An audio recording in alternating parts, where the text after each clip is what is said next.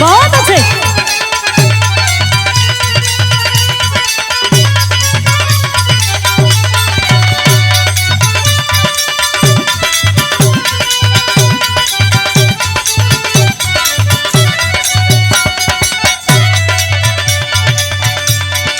देखी हमरे मास्टर बड़ी ही प्यारी एगो खूबसूरत हिंदी का गीत बजौलन जवन सिलसिला फिल्म से लिहल गई बा। फिल्माए गए हैं अमिताभ बच्चन और जया जी। तो दोनों एक दूसरे से कहते हैं क्या, ये कहाँ आ गए हम, यूं ही साथ चलते चलते, ये कहाँ आ गए हम, यूं ही साथ चलते चलते, तेरी बाहों में है जानम, मेरे जिस्म जा पिघलते, तेरी बाहों में है जानम।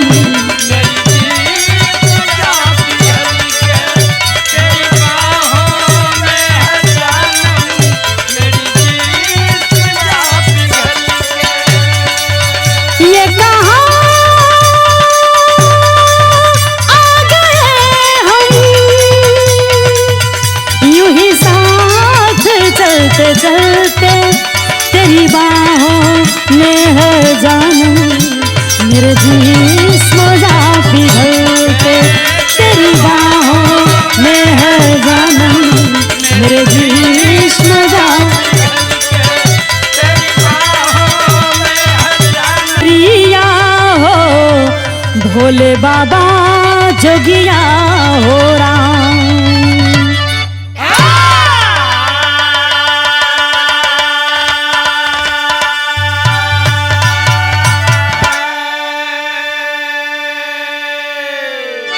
अच्छा भैया, हम बिरहा एवं भोजपुरी लोकगीत गायिका सुषमा भारती रउआ लोगन के गोड़ छुके गोड़ लगाता नहीं। और हमरे आज बिरहा का रिकॉर्डिंग हो रहल बा हरिओम म्यूजिक स्टूडियो आजमगढ़ में, जिनके निर्माता हैं बड़े भैया आदरणीय अभिमन्यु यादव जी। और ये बिरहा जौने चैनल पर जाई ओकर नाम आप लोग सुन ली, ये बिरहा आंसू इंटरटेनमेंट चैनल पे जाई, जिनके निर्माता हैं बड़े भैया आदरणीय राम जन्म यादव जी। तो ये बिरहा के आप लोग सुनी। और एकरे पहले भी जौन हमार बिरहा गईल बा बड़ा प्यार दुलार आशीर्वाद मिलल बा। तो आशा ना पूरी विश्वास बा कि एहू पर आप लोग अपन प्यार दुलार दिहल जाई। और ये चैनल के आंसू इंटरटेनमेंट चैनल के सब्सक्राइब करी, लाइक कमेंट एवं शेयर करी। और आशीर्वाद है हमारे गुरु आदरणीय कवि सूबेदार यादव जी का। भूमिका के लाइन में कहना है क्या,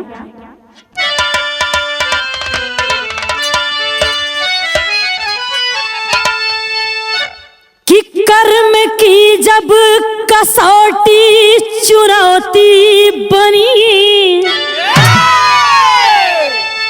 ना समझ पाया कोई जवानी के आगे, क्या पता कौन सी सांस हो आखिरी, कुछ ना दौलत की कीमत है पानी के आगे, गहन ज्ञान गरिमा की गहराई में तुम खुद से खुद के सदन को जलाओ नहीं, ना रहा है कोई ना रहेगा कोई, मौज में मौत को भूल जाओ नहीं।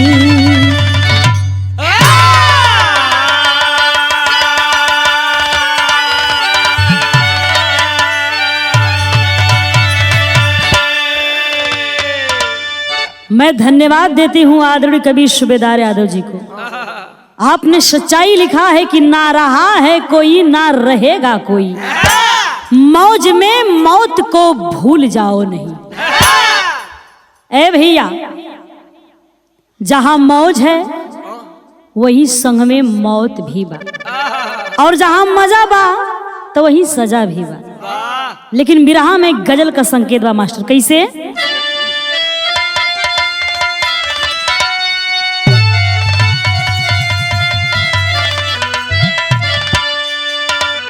एक गजल में कोई आशिक अपने दिल के दर्द के बतौले बा, कैसे? कि लूटा था प्यार का गुलशन, लूटा था प्यार का गुलशन के तेरी याद आई थी, लूटा था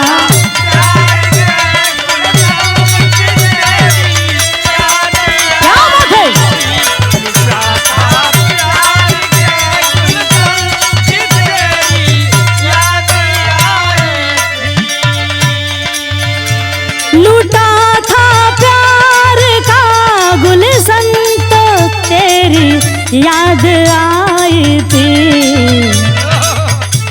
बनी तू गैर की दुल्हन, बनी तू गैर की दुल्हन तो तेरी याद आई थी।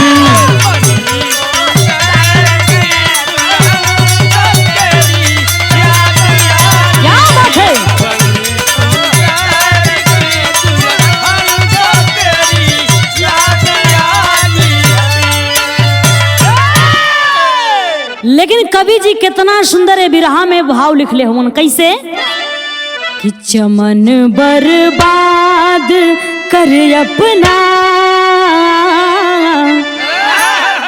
चमन बर्बाद कर अपना, कहाया नंद पाओगे,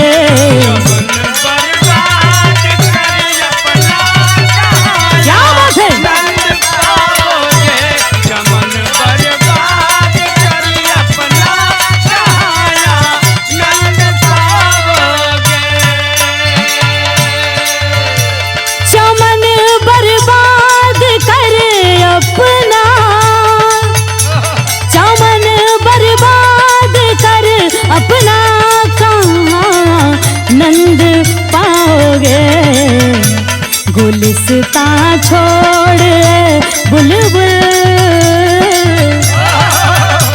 गुलिस्ता छोड़ बुलबुल, भला किस डार जाओगे? क्या बात है?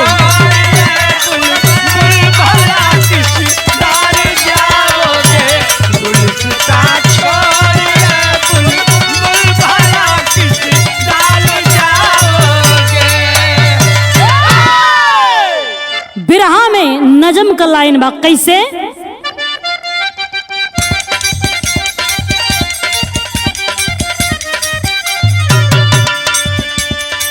प्यार अगर करते हो तो प्यार निभाना सीखो, प्यार अगर करते हो तो प्यार निभाना सीखो, प्यार की बस्ती में ना आग लगाना सीखो।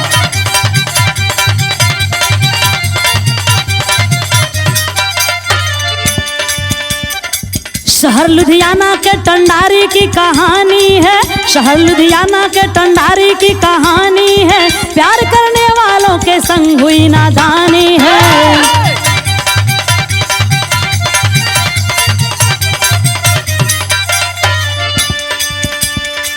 पृथ्वी पाल का एक प्रीतम सिंह दुलारा था, पृथ्वी पाल का एक प्रीतम सिंह दुलारा था, रहा इकलौता जो सबके नयन का तारा था।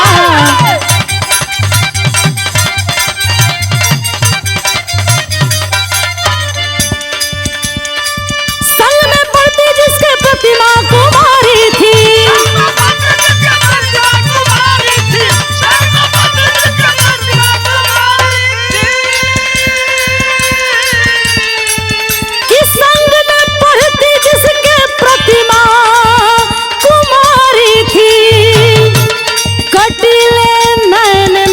जो विपत्ति की मारी थी। या ए भैया ई कहानी कहाँ का बा हम आप लोगन का ध्यान लेके चले तानी कि लुधियाना में मशहूर स्थान बा टंडारी। वही हाईवे से सटल एगो स्थान बा नंदपुर। वही नंदपुर के रहे वाला पृथ्वीपाल सिंह, जिनके पास करोड़ों नहीं अरबों की प्रॉपर्टी संपत्ति थी, जेकर गोद में एक कठ बेटवा रहल, जेकर नाम रहल प्रीतम सिंह। उम्र बा करीब 18-19। बड़ा ही मन लगा के पढ़ाई लिखाई कर रहल बा। लेकिन वही के क्लास में एगो जमालपुर का लड़की, जेकर नाम रहल प्रतिमा, वो भी उसी के स्कूल में पढ़ती थी, उसी क्लास में पढ़ती थी, जो बला की बड़ी ही खूबसूरत थी। देखे वाले ओके देख के दिल थाम के बैठ जाए राजेश भैया। अच्छा तो लोग कहे ना कि नाम से क्या लेना देना, काम देखो यारो। लेकिन ये देखें, एक का नाम प्रीतम तो एक का नाम प्रतिमा। प्रतिमा के रूप का दीवाना हो गया था प्रीतम। प्रतिमा की प्रतिमा प्रीतम के दिलो दिमाग में छा गई। रात दिन वही के याद में खाली खोवल रहे और उसे याद कर कर के एक गाना गुनगुनाता था। कौन गाना रहे? तर्ज बदल गई।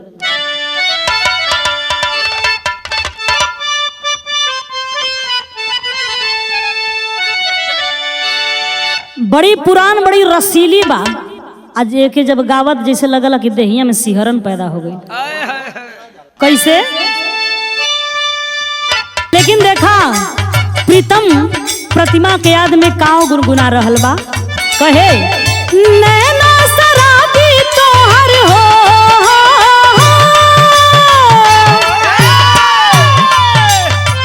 नैना शराबी तोहर मोहिले लमहनावा के, अखियां से नींद लुटलू, अखियां से नींद लुटलू, दिल से चयनावा के।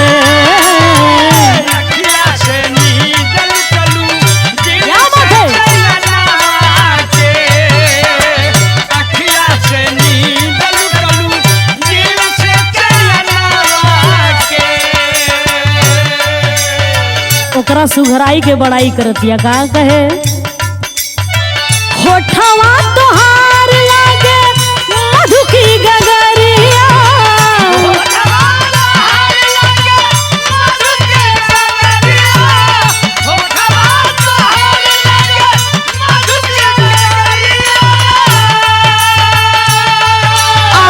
मन कर चूम ले धोके कवरिया।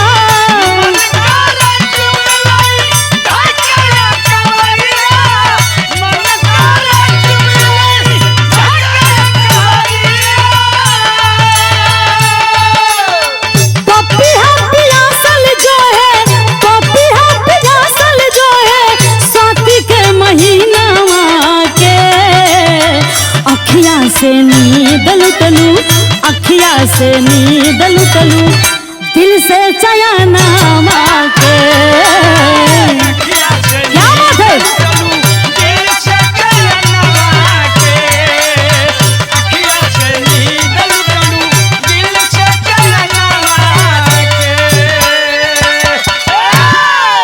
अच्छा तो भैया क्लास में सब लड़कन से नजर बचा के प्रीतम खाली प्रतिमा के निहारल करे।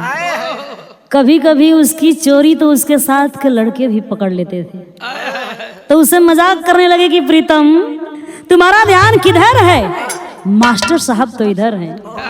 तो कोई कहता कि मास्टर साहब उधर हैं, तो लेकिन प्रतिमा तो इधर है। सभी लोग हंस पड़ते थे, तो बेचारा प्रीतम शर्मा जाता था और प्रतिमा भी मन मन कह उठती थी कि बच्चों तुम्हारी चोरी तो पकड़ी गई। एक दिन भैया क्लास में प्रतिमा कहे लगल कि मेरे मोबाइल का रिचार्ज खत्म हो गया है, कोई रिचार्ज कर सकता है तो कर दे और मुझसे पैसे ले ले। तो सबसे पहले प्रीतम बोल पड़ल कि अपना नंबर बताइए, मैं रिचार्ज कर दूंगा। और उसके मोबाइल का नंबर लिया आ के चलावा 28 दिन आ 30 दिन आ 90 दिन पूरा 1 साल का रिचार्ज कर देलस। ला एकदम साल भर फ्री बतियावा। तब प्रतिमा कहने लगी कि मेरे पास इतने पैसे तो नहीं हैं। तो प्रीतम कहने लगा कि पैसे कौन मांग रहा है। और 2-4 दिन के बाद उसी नंबर पर एक मैसेज कर दिया प्रीतम और कहता है कि प्रतिमा मेरी गुस्ताखी माफ करना, मैं अकेले में आपसे कुछ बात करना चाहता हूँ। अगर आपको बुरा ना लगे तो लंच के समय कॉलेज के गेट पर संगम रेस्टोरेंट में मैं आपका इंतजार करूंगा, मुझसे आके मिल लेना। प्रतिमा जब मैसेज पढ़ल तो सोचे लगल और खो गई। फिर बहुत कुछ सोच विचार के बेचारी प्रतिमा वो रेस्टोरेंट में पहुंचल और इधर प्रीतम बड़े ही बेसब्री से प्रतिमा का इंतजार कर रहल बा। जब प्रतिमा पहुंचल तो बड़ा खुश भैल प्रीतम और कहलस कि प्रतिमा क्या खाओगी बताओ। प्रतिमा कहलस कि मैं कुछ नहीं खाऊंगी, जब बुलाए हो तो मैं यहाँ आई हूँ, सिर्फ एक चाय पिला दो। तो प्रीतम कहता है बस सिर्फ एक चाय। तो प्रतिमा कहा कि हाँ, क्योंकि चाय से ही चाहत बढ़ती है। खैर छोड़ो ये सब बातें, ये बताओ मुझे किस लिए बुलाए हो। तो प्रीतम कहता है कि मैं जो कहना चाहता हूँ उसे दिल थाम कर सुन लेना। का कहले बा, तर्ज बदल गई। कोनो लड़की अपना सहेली से अपने प्रेम का बात बतावती है। का कहे कि पतिया में लिखी के कि अरे पतिया में लिखी के छतिया के बतिया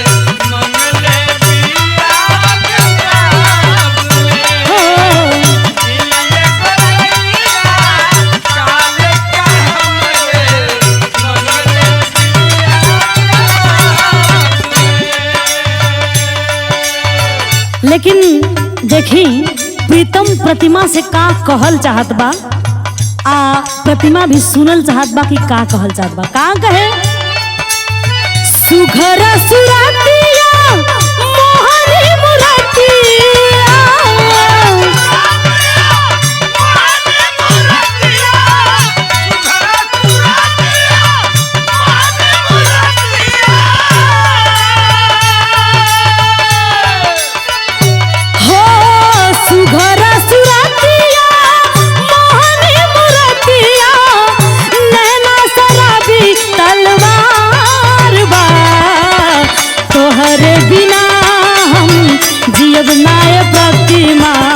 बोला काब तो हर विचार बा तोहर बिना हम जियब नाय प्रतिमा। क्या बात है।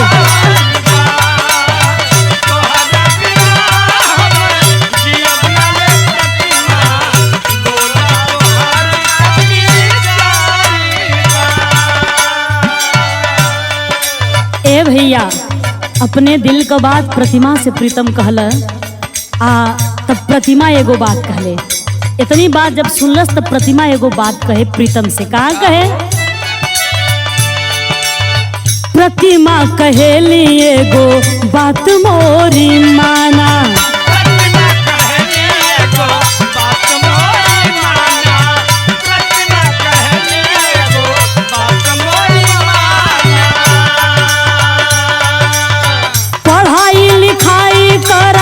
बनना दीवाना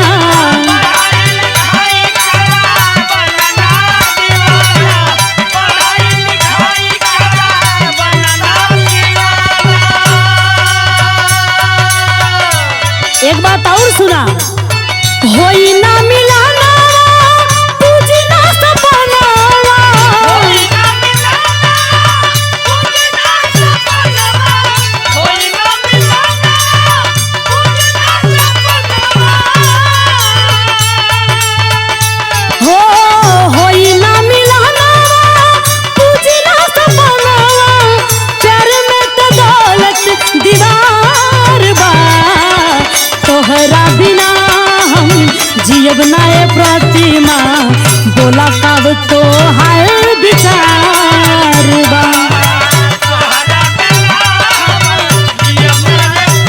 क्या बात है।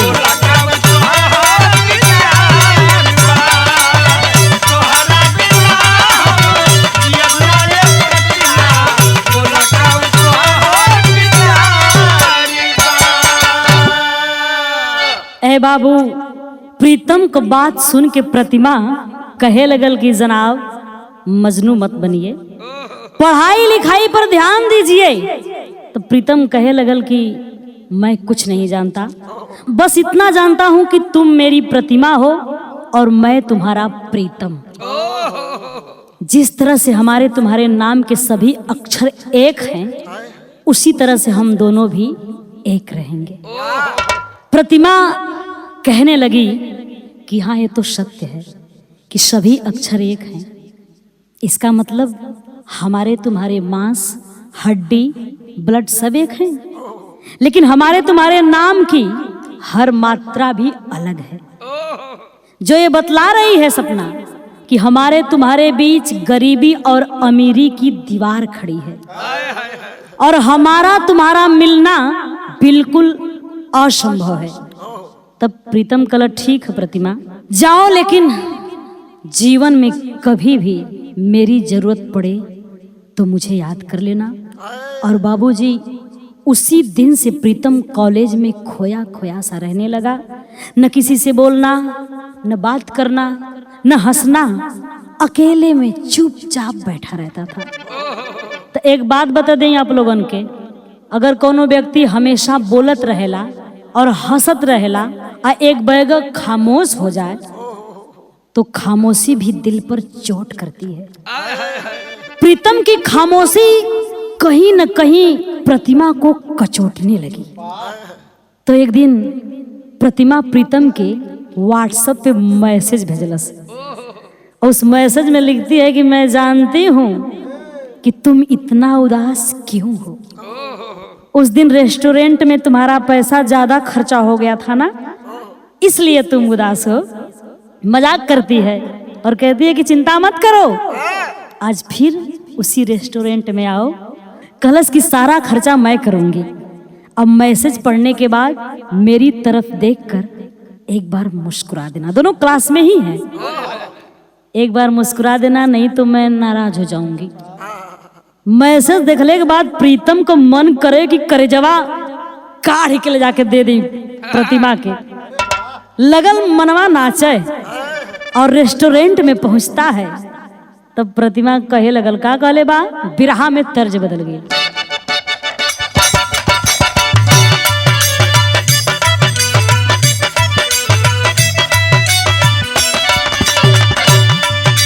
ये देखिए, बड़ी प्यारी ही भोजपुरी का तर्ज बा। कनो में हरारू अपना सैया जी के याद में अपना सहेली से कहतिया, का कहे के कराला सिंगार करी हम के करा के देखलाई।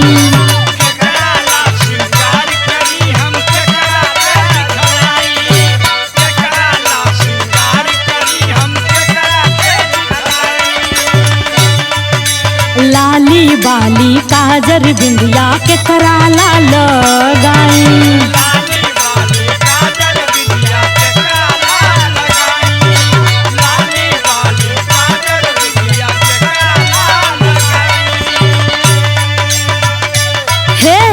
कराला सिंगार करी हम के करा के देखलाई। लाली बाली काजर बिंदिया के कराला लगाई। मन नाही लागे हमरा घर में, मन नाही लागे हमरा घर में। तू ही बतावा अंतर का जुदाई और जहार में। हम तड़पीले सज बसैया, हम तड़पीले सज बसैया।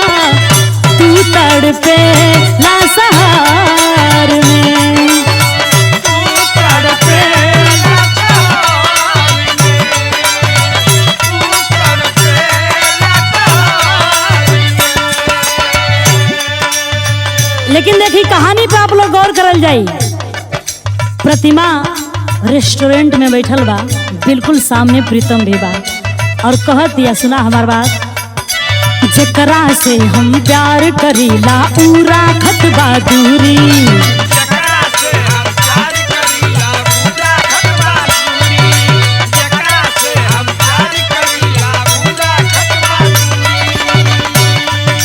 केकरा से ई दर्द बताई, केकरा से मजबूरी,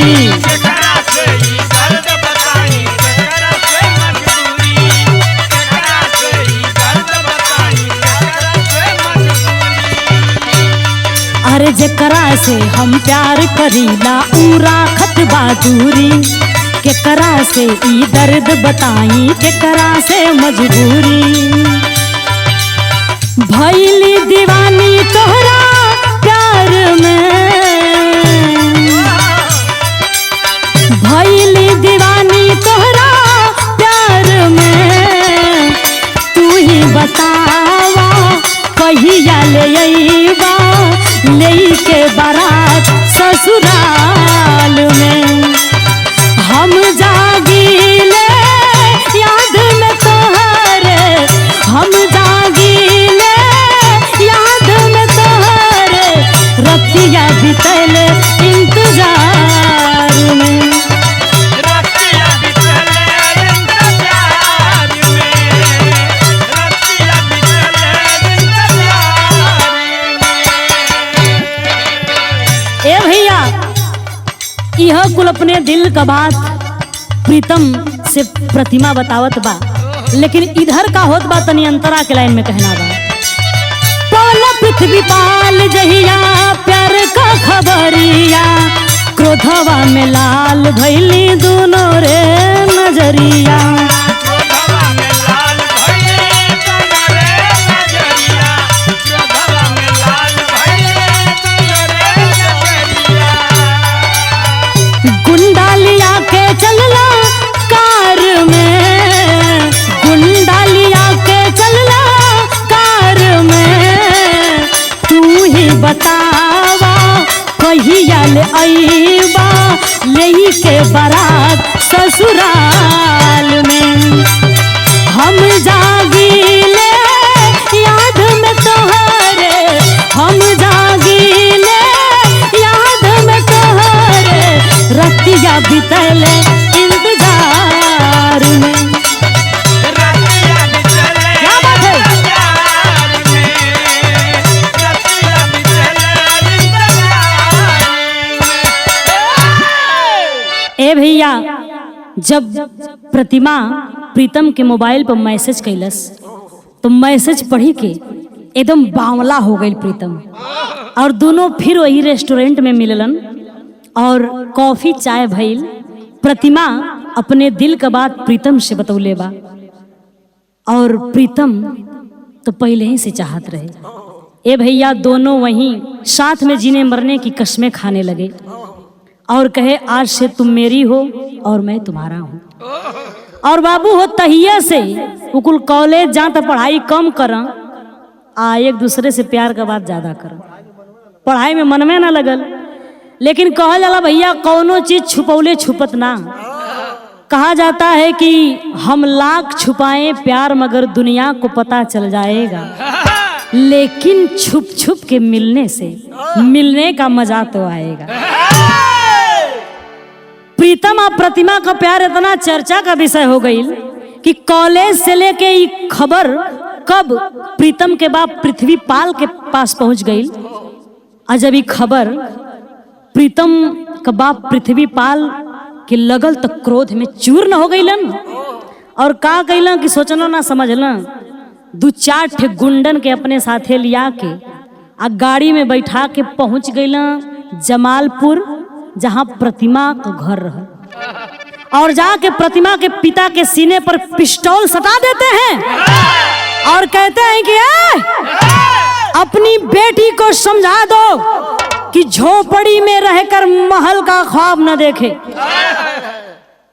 तुम्हारी बेटी हमारे घर की बहुत दूर नौकरानी बनने के लायक भी नहीं है। तब तक घरवा में से प्रतिमा बाहर आई और कलश है मिस्टर, गन हटाइए मेरे बाबूजी के सीने से। और आप ये क्या कह रहे हैं? अमीरी गरीबी की बात कर रहे हैं। प्यार अमीरी गरीबी नहीं देखता है।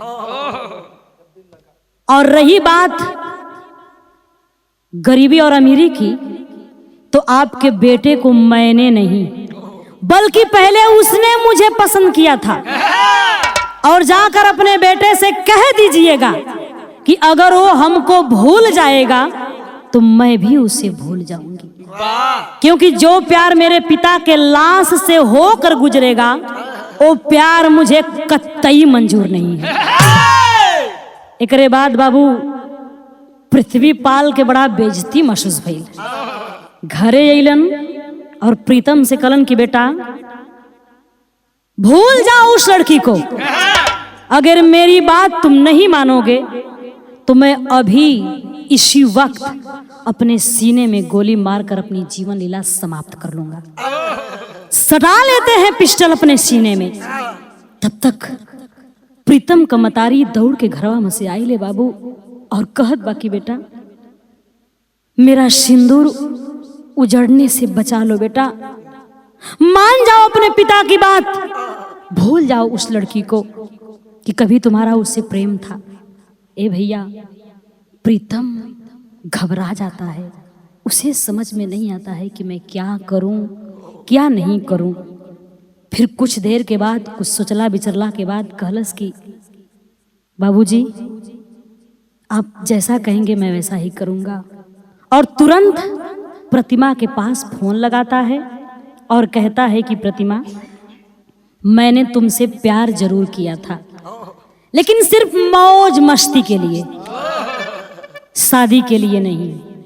हमारा तुम्हारा मिलना असंभव है, क्योंकि तुम मेरे खानदान की बहू बनने के लायक नहीं हो, तुम हमारे लेवल की नहीं हो।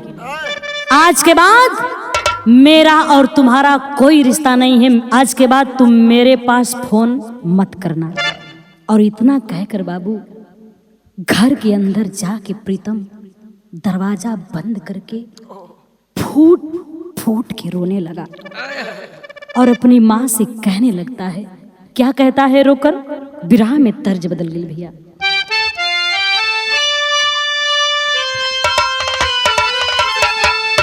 देखिए बड़ी प्यारी तर्जबा, बड़ी भावुक आज समय के कहर कई तर्जबा। कैसे किया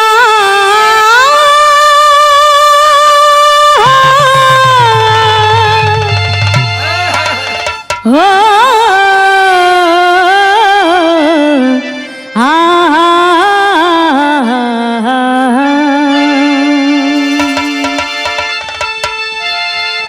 मन सपना के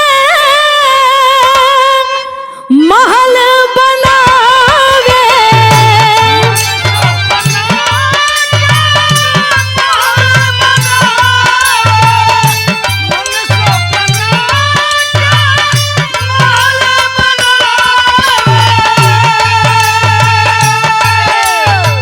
मन सपना के महल बनावे, दुनिया ढेला चलावे, जिंदगी आके खेला समझ में न आवे, जिंदगी आके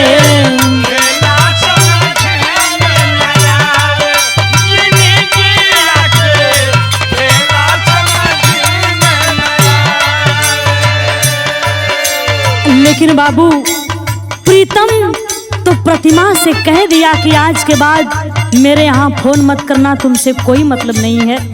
और इतना कहकर फोन काट कर घर में जाके तड़प तड़प के रोता है, फूट फूट कर रोता है और रो रो के अपने माई से कह दिया, का कहे प्रतिमा को ना याद भुलाई,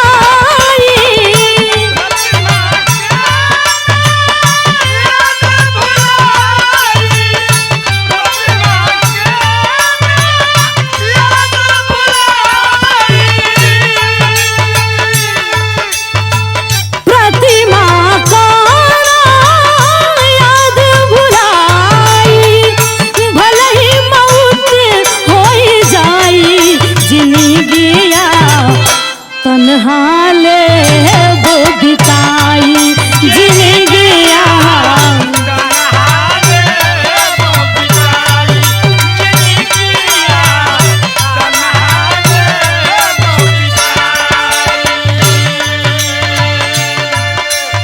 अरे बाबू, कहने लगा प्रीतम कि आप लोगों ने जैसा कहा मैंने वैसा किया, क्योंकि माँ के मांग का सिंदूर सलामत रखना एक बेटे का सच्चा फर्ज होता है।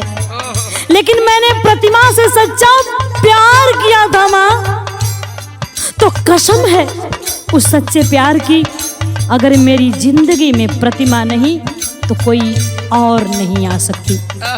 अरे भैया, इधर कुछ दिन के बाद एगो घटना घट गई बा। का घटल भाव वही में, मम्मी पापा के संग एक दिन घटना घटली भाई। हाँ,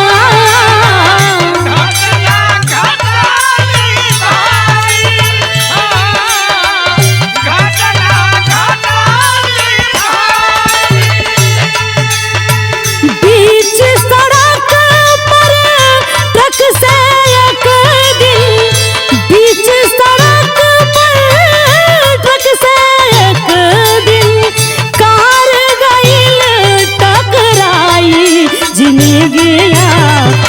तन्हा ले वो बिताई जिंदगिया।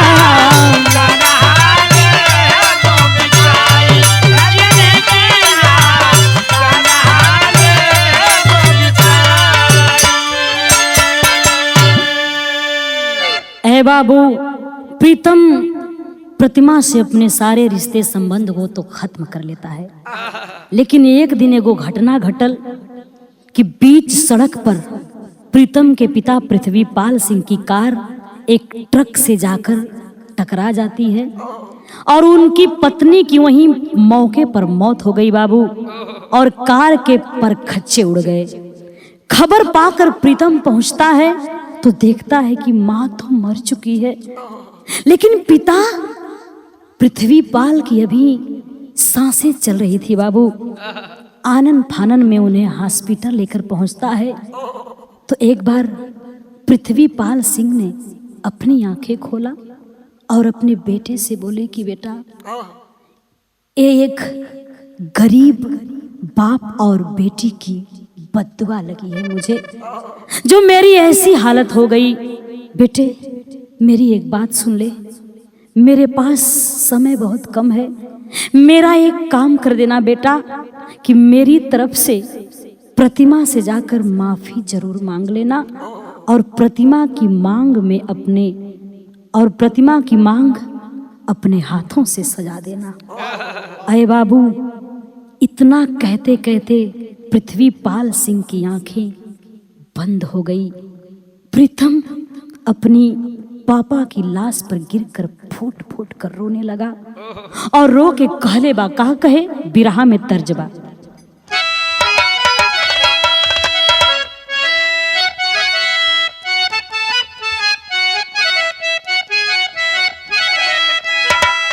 बड़ी प्यारी तर्जबा, पुरान हिंदी का तर्जबा कैसे कि तारे तारे कितने नील गगन के तारे, तारे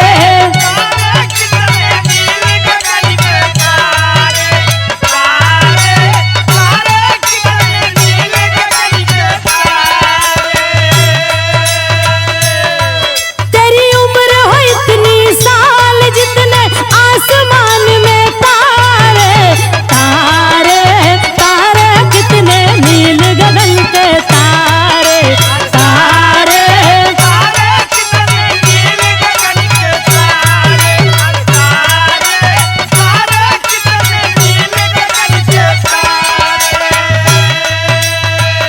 लेकिन बाबू हो, आज प्रीतम का मतारी भी दुनिया से चल गई और पिता भी इस दुनिया से अलविदा हो गए। पिता के लाश पर गिरकर फूट फूट कर रोता है प्रीतम और रो के कहता है क्या,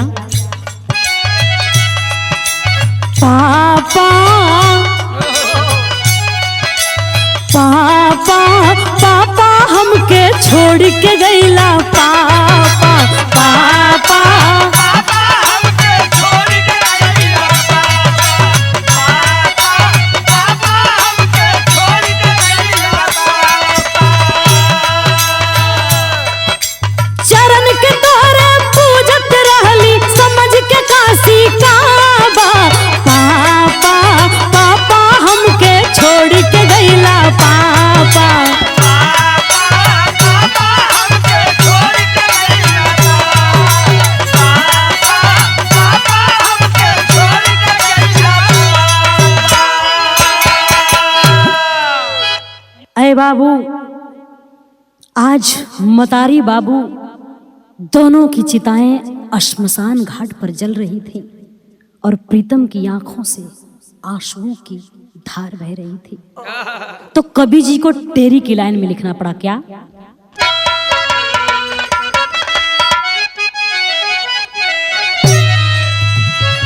कि सबुरवा सबुरवा कैसे पापा बिन होई सबुरवा हो सबुरवा कैसे पापा बिन होई दुनिया अन्हार लागे जिंदगी भइल महुरवा या दुनिया अन्हार लागे जिंदगी भइल महुरवा। ए भैया, जेकर माई बाबू ये दुनिया से चल जालन ओके दिल से पूछा कि ओकरे पर कहा बीतेला। सेम वही घटना मेरे साथ भी हुई। मेरे पिताजी तो हैं लेकिन माँ इस दुनिया से गई है। उसके बाद जिंदगी कैसे जिया जाता है हमके अब समझ में आई भैया। पहले हम बहुत आजाद रही मम्मी के रहले से। अरे बाबू, इस घटना के कुछ दिन के बाद मायूस मन लेकर प्रीतम प्रतिमा के घर पहुंचता है तो देखता है कि वहां कोई नहीं है, घर पे ताला लगा हुआ है। लोगों से पूछने पर पता चला कि लोगों ने बताया कि पृथ्वीपाल सिंह के आने के बाद प्रतिमा का दर्द उसके पिता से देखा नहीं गया और इस सदमे को वो झेल नहीं पाए और इस दुनिया से प्रतिमा के पिताजी अलविदा हो गए। और इसी गम में प्रतिमा भी इस गांव को, इस घर को छोड़कर पता नहीं कहां चली गई, पता नहीं जिंदा भी है या नहीं। इतना सुनने के बाद प्रीतम तो बेचारा पूरी तरह से टूट गया और सोचने लगा कि वाह रे मेरी किस्मत, मैं न धोबी के कुत्ते की तरह न घर का हुआ न घाट का हुआ और दिल के हर गम को भुलाने के लिए शराब का सेवन करने लगा, शराब पीने लगा। लेकिन उधर देखिए प्रतिमा के बारे में हम बताते हैं कि होता क्या है। पहपट की लाइन में कहना बा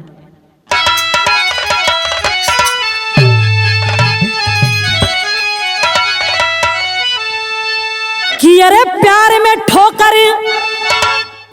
ठोकर खा के तन अनुरागल मन बैरागल बा। अरे प्यार में ठोकर खा के तन अनुरागल मन बैरागल बा। अब बनी है एसपी करम के रेखा जागल मन बैरागल बा।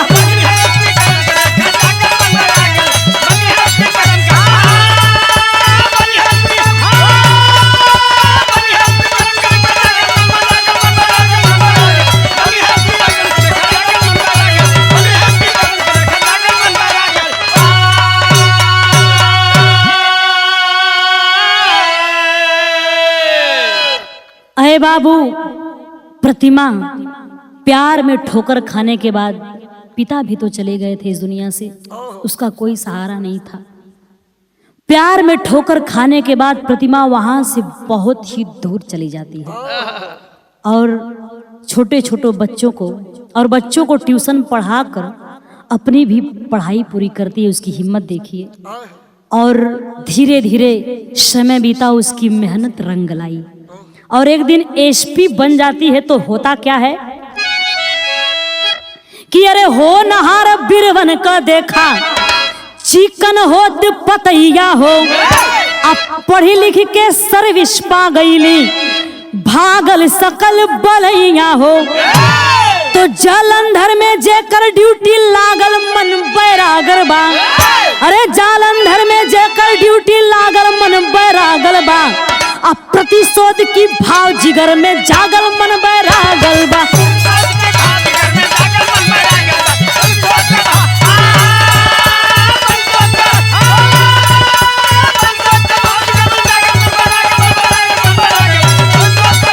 क्या बात है?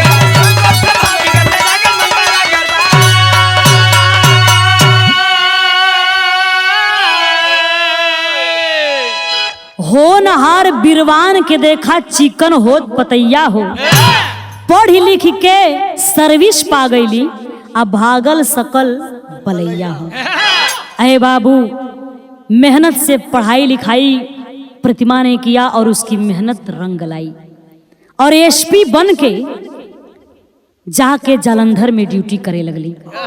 उसकी पहली पोस्टिंग जालंधर में जाके लगी और सोचे लगल प्रतिमा की जौने दौलत के गुमान में वो दोनों बाप बेटवा हमरे साथे इतना बड़ा विश्वासघात कैलन, तो उनसे मैं एक बार जरूर मिलूंगी और उन दोनों से कहूंगी कि देखो तुम्हारे जैसे दौलत वाले अब मेरी टोपी को सल्यूट करते हैं, और चल देती है उन बाप बेटों से मिलने के लिए।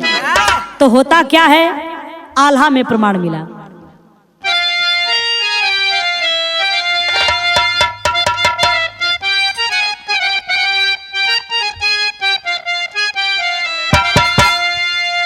कि अरे केहू नाही जाने केहू के, ए भैया केहू नाही जाने केहू के दिलवा कह दर्दिया बाबू।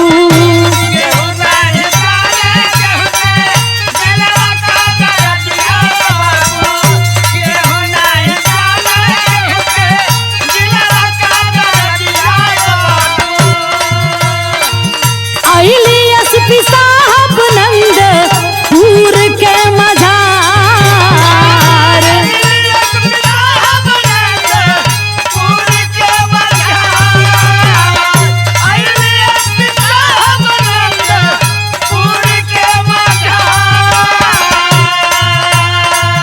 गौवा के लोगवन से कोयली जहरवा भैया।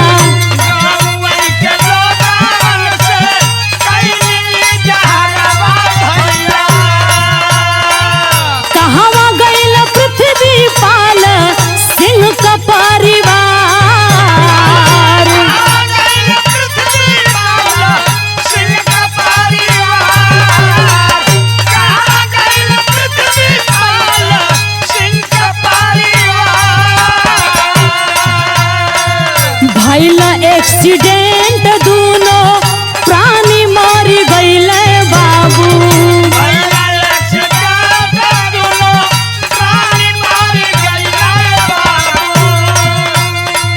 प्यार में शराबी भइल बेटा हो नहार।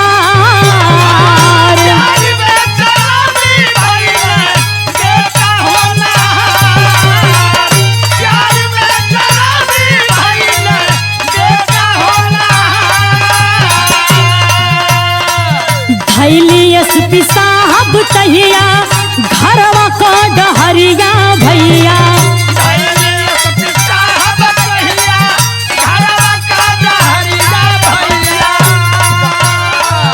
देखा एक शराबी गिरल रोड के मझार।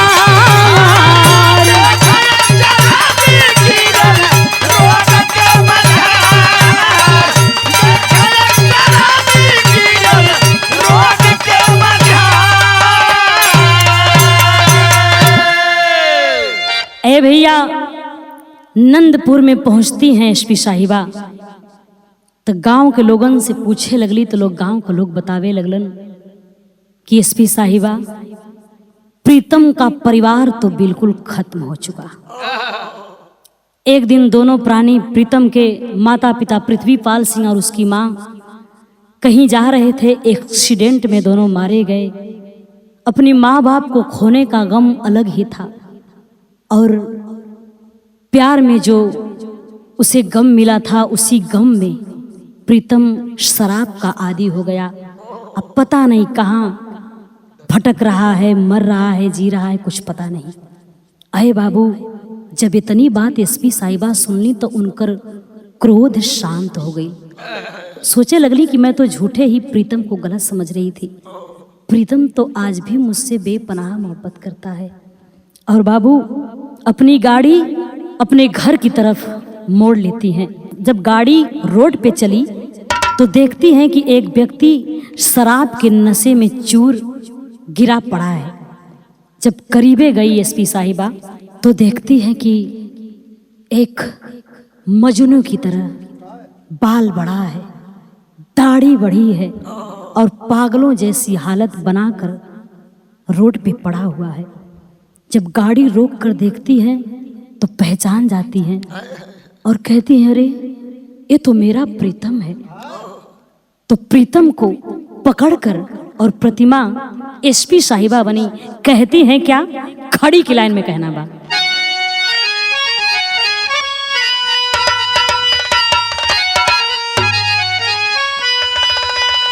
कि अरे दौलत से बढ़ के, ए बाबू दौलत से बढ़ के गरीबी का पर से प्रीतम का नजरिया रोवेली प्रतिमा।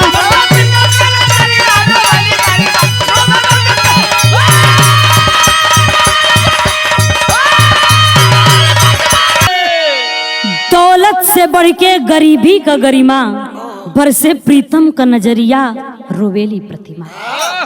अरे बाबू, जब प्रतिमा एसपी साहिबा जब अपने प्रेमी प्रीतम को ऐसी हालत में देखती है तो तड़प उठती है, कंधे से उठाती है और उसके चेहरे पर जो माटी लगी थी, जो कचड़े लगे थे, उसको पोंछती है। जब प्रीतम धीरे धीरे आंखें खोलता है तो देखता है कि सामने मेरी प्रतिमा खड़ी है, बिल्कुल प्रतिमा की तरह प्रतिमा खड़ी है, नशे में चूर है। हाथ जोड़कर कहता है कि प्रतिमा मुझे माफ कर दो, प्रतिमा मेरा तो सब कुछ लूट गया, बिखर गया, मैं तो कहीं का नहीं रहा, सबसे बड़ा गुनाहगार मैं और मेरा परिवार तुम्हारा था, मुझे माफ कर दो प्रतिमा। जब हाथ जोड़ ले बा प्रीतम तब तक जाके पकड़ लेलस प्रतिमा कलश। ना प्रीतम ना, हमें पूरी सच्चाई मालूम हो गई बा। पहले तो हम बहुत क्रोध में रहली, लेकिन जब सच्चाई पता चलल तो हमके बड़ा पछतावा भइल। और ये तू कैसन हालत बना ले बड़ा।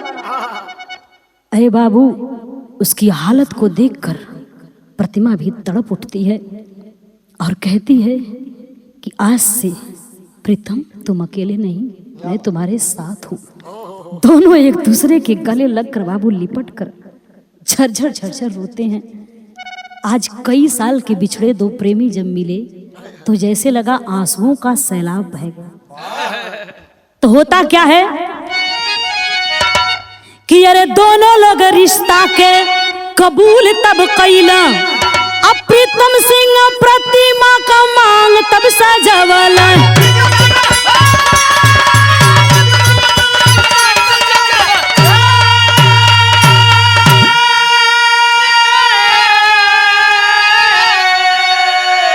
तो बिहस पड़ल बा पतझड़ पापा,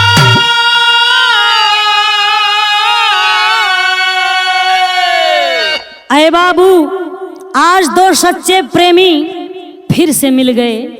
ये नियति का खेल है। यहीं बिरहा विराम लेती है। लास्ट लाइन में कहना